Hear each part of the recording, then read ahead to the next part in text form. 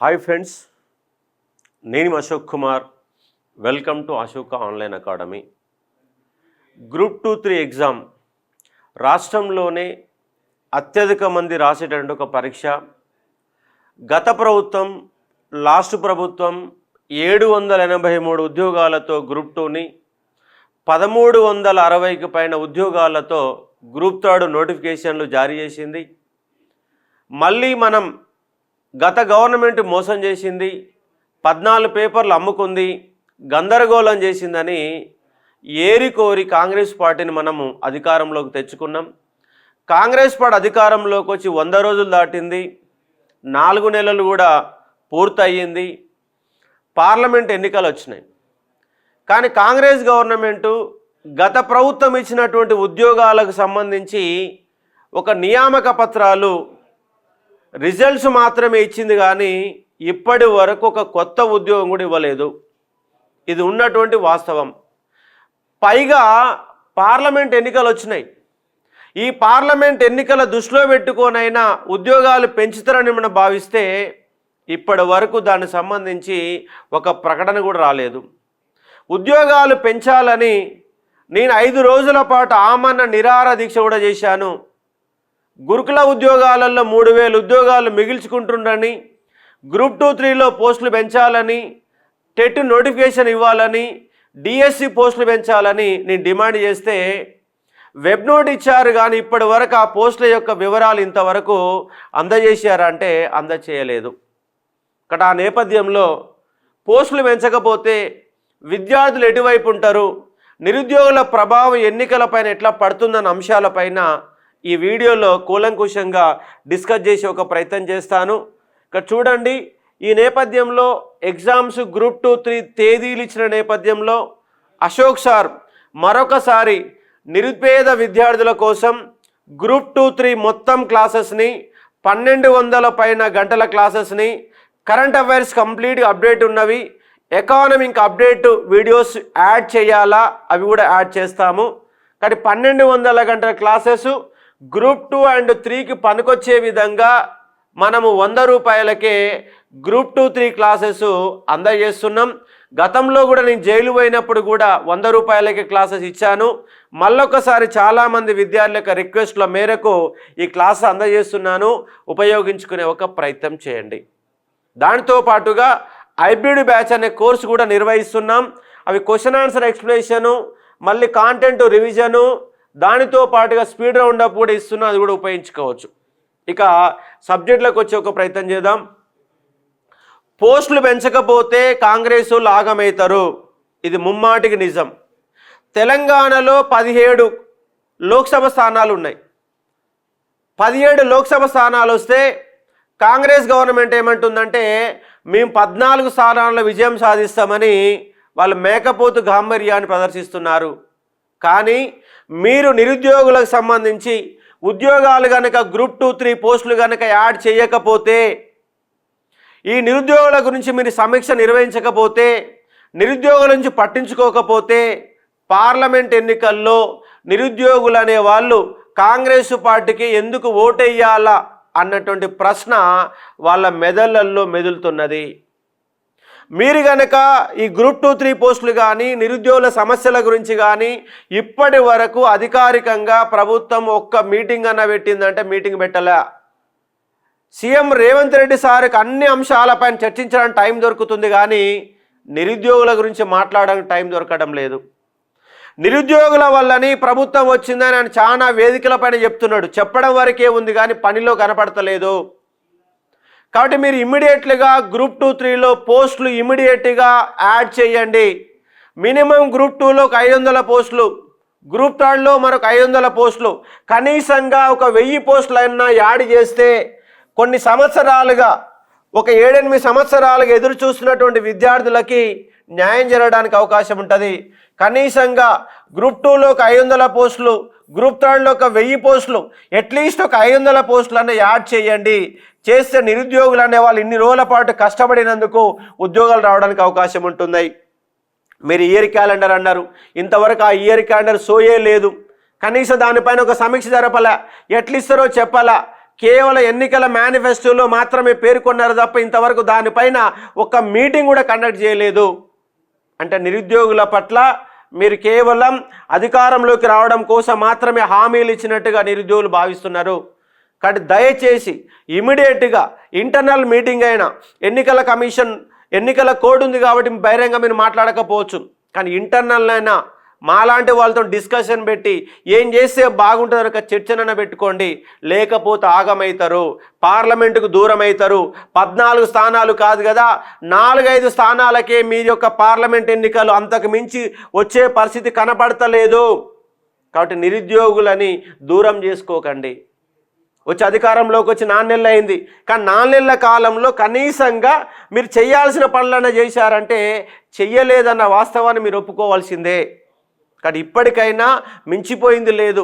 Parliament ఎన్నికల్లో నిరుద్యోగుల పక్షాన మా ప్రభుత్వం ఉందని చెప్పాలంటే మీరు కనీసంగా గ్రూప్ 2, 3లో ప్రధానంగా 500, 1000 పోస్టులన్నీ యాడ్ చేస్తే మీ పైన నమ్మకం రావడానికి అవకాశం ఉంటుంది. ఎందుకంటే నిరుద్యోగ జాతి ఒక పెద్ద జాతి, ఇది ఒక ప్రభావిత వర్గం. వాళ్ళ ఓటు ఒక్కటే కాదు, వాళ్ళ ఒక్కొక్క ఓటు 10 ఓట్లుగా మార్చే శక్తి నిరుద్యోగులకు ఉంది. ఇది ప్రభావిత వర్గం, ప్రభావితం చేసే వర్గం, సోషల్ మీడియాని మొత్తం ప్రభావితం చేసే వర్గం. వాట్సాప్లలో, ఫేస్బుక్లలో, ఇన్స్టాగ్రామ్లలో, యూట్యూబ్లలో మిమ్మల్ని ఎంతవరకు ప్రచారం చేయాలంత ప్రచారం చేసే అవకాశం ఉంటుంది. మీరు కనుక న్యాయం చేయకపోతే, నిరుద్యోగుల పట్ల ఆలోచన చేయకపోతే రాబోయే ఎన్నికల్లో నిరుద్యోగులంతా కాంగ్రెస్కే ఎందుకు ఓటేయాలన్న ప్రశ్న తలెత్తుకొని ఆ ఓటు అనేది బీజేపీకి షిఫ్ట్ కావడానికి అవకాశాలు ఎక్కువగా కనబడతా ఉన్నాయి. మీరు కనుక న్యాయం చేస్తే కనీసం ఇప్పుడున్నటువంటి పరిస్థితులలో మీకు ఒక 4 నుంచి 5 మహా అయితే 6 సీట్ల వరకు మాత్రమే పరిమితమవుతారు. మీరు కనుక నిరుద్యోగుల గురించి మాట్లాడితే మళ్ళీ ఒక 2-3 పోస్టులు, కనీసం 8, 9, 10 పోస్టుల 10 సీట్ల వరకు రావడానికి అవకాశాలు ఎక్కువ ఉంటాయి. లేదంటే మీరు 4, 5, 6 ఇంతకు మించి మీరు పోలేరు. నిరుద్యోగుల కనుక మీరు ఒక హామీ ఇలాంటి, ఎందుకంటే రేపు ఎన్నికల మేనిఫెస్టో మీరు ప్రకటన చేస్తారు. కనీసం ఎన్నికల మేనిఫెస్టోలోనైనా మేము అధికారంలోకి వచ్చాము కాబట్టి మీకు న్యాయం చేస్తాము, కంపల్సరీగా ఉద్యోగాల సంఖ్య పెంచుతాము, యాడ్ చేస్తామని ఒక హామీని ఇవ్వండి. రేపు ఎన్నికల మేనిఫెస్టోలో 2 లక్షల ఉద్యోగాల ప్రణాళిక ఎప్పుడు మొదలు పెడతారో చెప్పండి. ఎందుకంటే ఎన్నికల్లో భాగంగా హామీలు ఇవ్వచ్చు. మీరు ఇక్కడ డైరెక్ట్గా మీటింగ్లు పెట్టకపోవచ్చు, కానీ హామీలు ఇవ్వచ్చు. రేపు జూన్లోనే మీ ఇమీడియట్గా ఎన్నికలు అయిపోయిన మరుక్షణమే ఇయర్ క్యాలెండర్ ఇస్తామని, కొత్త పోస్టులు క్రియేట్ చేసి ఇస్తామని చెప్పేసి ఒక ఖచ్చితమైన హామీలు ఇవ్వండి. లేకపోతే ఆగమవుతారు. కాబట్టి కంపల్సరీగా గ్రూప్ 2, 3లో పోస్టులు పెంచాల్సిందే. దానితో పాటుగా ఇక్కడ మన గురుకులాలకు సంబంధించి కోర్టు తీర్పు వచ్చింది. ఆ కోర్టు తీర్పునైనా ఇమీడియట్గా అమలు చేసి వాళ్ళ ఉద్యోగాలు వాళ్ళకి ఇవ్వండి. నియామక పత్రాలు ఇచ్చారు, వాళ్ళకన్నా జీతాలు ఇచ్చిరా? ఉద్యోగంలో జాయిన్ చేసుకున్నారా? పేరుకు మాత్రమే ఎన్నికల్లో లబ్ధి పొందడం కోసమే నియామక పత్రాలు ఇచ్చారు. పోలీస్ రిక్రూట్మెంట్లో మీరు ఎక్కడ పంపించారు? వాళ్ళని ట్రైనింగ్ పంపారు. కానీ ఆ పోలీస్ రిక్రూట్మెంట్లో జీవో నెంబర్ 46 బాధితులు ఇంకా రోడ్లు పట్టుకొని తిరుగుతున్నారు. దానితో పాటు మెడికల్ టెస్ట్లో సరిగ్గా ఉన్నా కూడా సరైన రీతిలో వాళ్ళకు టెస్టులు చేయని కారణంగా మెడికల్ టెస్ట్ ద్వారా చాలామంది అభ్యర్థులు, కనీసంగా 400-500 మంది 6/5 విజన్ కారణంగా ఆ విజన్ వాళ్ళు ఆపరేషన్ చేసుకుంటే అవకాశం ఇవ్వాలా, కానీ అవకాశం ఇవ్వకుండా వాళ్ళ రోడ్ల మీద తిప్పుతున్నారు. దానితో పాటుగా చిన్న కేసులు, ఒక ప్రధానమైన కేసులు, హత్యానేరాపణ కేసులు లాంటివి ఉంటే దూరం పెట్టవచ్చు. కానీ చిన్న భూమి పంచాయతీ కాడ, ఇంటి పక్క పంచాయతీ కాడ, చిన్న పంచాయతీల కారణంగా చిన్న కేసులనే ఉండిపోయి వాళ్ళు కూడా కొన్ని 100 మంది ఈ ఉద్యోగాలకు దూరం అవుతున్నారు. ఇవన్నీ మాఫీ చేయడానికి అవకాశం ఉన్నాయి. ఈ అన్ని అంశాలపైన ప్రభుత్వం నిర్ణయం తీసుకోవాలా. గురుకుల వాళ్ళకి ఇమ్మీడియట్గా మిగిలిపోయిన ఉద్యోగాలు కంప్లీట్గా ఇచ్చే ఒక ప్రయత్నం చేయండి. డిఎస్లో కూడా కనీసం స్కూల్ అసిస్టెంట్లు ఎక్కడ కూడా పోస్టులు సరిగా లేవు, వాటి పోస్టులు యాడ్ చేసే ప్రయత్నం చేయండి. లేకపోతే ఆగమవుతారు. పార్లమెంట్ ఎన్నికల్లో ఖచ్చితంగా ఆగమవుతారు. ఫలితాలు మీరు అనుభవించక తప్పదు. నేను ముందే హెచ్చరించిన, లాస్ట్ టైం టీఆర్ఎస్ గవర్నమెంట్ హెచ్చరించిన, మీరు ఆగమవుతారు, ఆగం చేయడం కోసం మేము కొట్లాడతామని చెప్పాము. కాంగ్రెస్ పార్టీ అధికారంలో తెచ్చుకున్నాం. అధికారంలోకి వచ్చినందుకు నిరుద్యోగుల పక్షపాతిగా మీ ప్రభుత్వం, మాది నిరుద్యోగ ప్రభుత్వం అని మీరు గొప్పలు చెప్పడం కాదు, దానికి సంబంధించినటువంటి న్యాయం చేయాలని నేను నిరుద్యోగుల పక్షాన్ని డిమాండ్ చేస్తూ ఉన్నాను. కాబట్టి రేపు కనుక పార్లమెంట్ ఎన్నికలు అయిపోయాక మీరు ఇదే విధంగా వ్యవహరిస్తే నిరుద్యోగ ఉద్యమం టీఆర్ఎస్ గవర్నమెంట్ కంటే అత్యంత వేగంగా మీకు దాని ఫలితాలు రావడానికి అవకాశం ఉంది. ఇది అయిపోగానే మీకు స్థానిక సంస్థల ఎన్నికలు ఉన్నాయి, సర్పంచ్ ఎన్నికలు ఉన్నాయి. సర్పంచ్ ఎన్నికల్లో కూడా మీకు ప్రభావం కనబడుతుంది. కాబట్టి దయచేసి నిరుద్యోగుల గురించి ఒక మీటింగ్ పెట్టుకోండి, ఒక ఇంటర్నల్ మీటింగ్ పెట్టండి, దానిపైన చర్చ పెట్టండి, మేధావులతో మాట్లాడండి, ఏం చేస్తే న్యాయం జరుగుతుందో చెప్పండి. ఎన్నికల్లో 2 లక్షల ఉద్యోగాలు హామీలు ఇచ్చారు. హామీల గురించి ఇంతవరకు ఒక మంత్రి మాట్లాడలే, ఎవరూ మాట్లాడలే, ముఖ్యమంత్రి మాట్లాడలే. కాబట్టి ఎట్లు ఇస్తారో కూడా క్లారిఫికేషన్ చెప్పి చేయకపోతే కంప్లీట్గా ఈ లోక్సభ ఎన్నికల్లో నిరుద్యోగుల ప్రభావం తప్పనిసరిగా కనబడుతుందని చెప్పి ఒక ప్రయత్నం చేస్తున్నాను. కాబట్టి మీరు 4-5 పోస్టుల కానీ సీట్ల కానీ ఆగిపోతారా, లేదు మాకు 10 సీట్లు కావాలని చెప్పేసి నిరుద్యోగుల గురించి పట్టించుకుంటారా, మీరే ఆలోచన చేసుకోవాలని నేను డిమాండ్ చేస్తూ ఉన్నాను. కాబట్టి దానితో పాటు ఎన్నికల ఈ యొక్క గ్రూప్ 2, 3 తేదీలు ఇచ్చిన నేపథ్యంలో అశోక్ సార్ మరొక్కసారి నిరుపేద విద్యార్థులందరికీ ఈ యొక్క గ్రూప్ 2, 3 క్లాస్ 100 రూపాయలకి ఇస్తున్నాను. ఒకవేళ మీకు గనక ఈ సమాచారం గనక ఈ వీడియో గనక చూస్తే మీకు అవసరం లేకపోయినా మీ కుటుంబ సభ్యులకి, మీ చెల్లెలకు, అన్నకో, లేదంటే మీ ఊరు వాళ్ళకు, గ్రామస్తులకు ఎవరో ప్రిపరేషన్ అయ్యే వాళ్ళు ఉంటారు, వాళ్ళందరికీ ఈ సమాచారాన్ని గ్రూప్ 2, 3 క్లాసెస్ 1200 గంటల పైన క్లాసెస్ అశోక్ సార్ 100 రూపాయలకి ఇస్తున్న సమాచారాన్ని మీ మిత్రులకు, మీ కుటుంబ సభ్యులకు మరియు మీ యొక్క గ్రామస్తులకు, మీ స్నేహితులకు సమాచారాన్ని ఇచ్చే ఒక ప్రయత్నం చేయండి.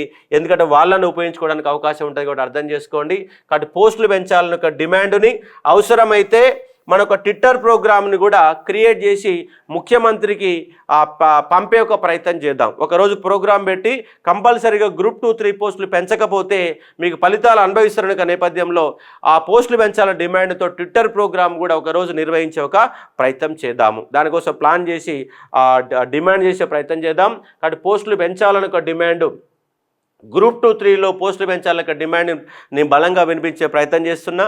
నిరుద్యోగులు వినిపించే ఒక ప్రయత్నం చేయండి, పోస్టులు పెంచుకునే ఒక ప్రయత్నం చేద్దాం. Thank you.